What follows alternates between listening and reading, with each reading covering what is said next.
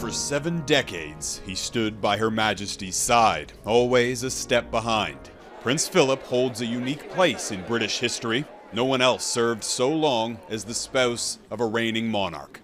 They're very much a team, and in the later years they really were dependent on each other, much more than we saw in public. Behind the scenes, of course, he was always head of the family, wore the trousers in private, and the Queen always deferred to him. Not bad for a man who wasn't even British. Born in Greece in 1921 as a member of the Greek and Danish royal families. But after a military coup, Philip's family was banished, and he grew up shuffling between homes across Europe. In 1939, on the eve of war, Philip enlisted in the British Royal Navy. And one day during his training, he was assigned to watch over his distant cousin, Princess Elizabeth. They exchanged letters for several years, and when the war ended, Philip asked King George for permission to marry his oldest daughter. As onto the famous balcony came the bride and bridegroom. Their wedding in Westminster Abbey in 1947 was broadcast on BBC Radio to 200 million people around the world.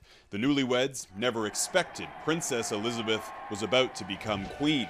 But after her father, King George VI, died suddenly in 1952, the Queen was thrust onto the throne, and Philip was forced to give up his promising career as a naval commander to assume the full-time and ill-defined job of Prince Consort. Framework of sticks. He threw himself into charitable work, most notably as the founder of the Duke of Edinburgh Awards, which were designed to encourage young people into community service. While Elizabeth appeared shy and reserved, Philip was friendly and even funny. I hope you had a good breakfast this morning, because we may not be through until about tea time this evening. Well, I think obviously when he first started, there were quite a few people in the establishment, as I say, who didn't really like him. They died away, and as time went on, of course, he got older and older and was very much the establishment himself. And I think he just became more and more popular with the public, mainly for his outspoken views. But those views also got him into trouble. Whole books were written about his penchant for eyebrow-raising remarks, like the time in Australia when he asked Aboriginals if they still threw spears. And he was infamously impatient with the British press. Are you well, sir? Well, do I look ill? His famous stubborn streak was on display at the Queen's Diamond Jubilee in 2012, a spectacular pageant on the River Thames.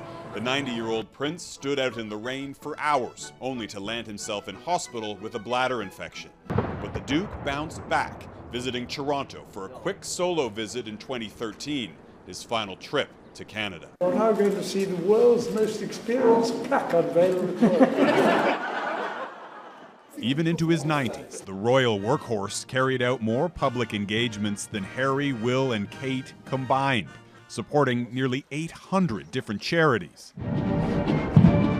In 2017, at the age of 96, Prince Philip carried out his final public engagement before retiring from royal duties.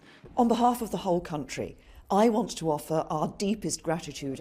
Following his retirement, Philip rarely appeared in public, but was still spotted at family events, including the royal wedding of Prince Harry and Meghan Markle, which Philip attended despite still recovering from hip surgery.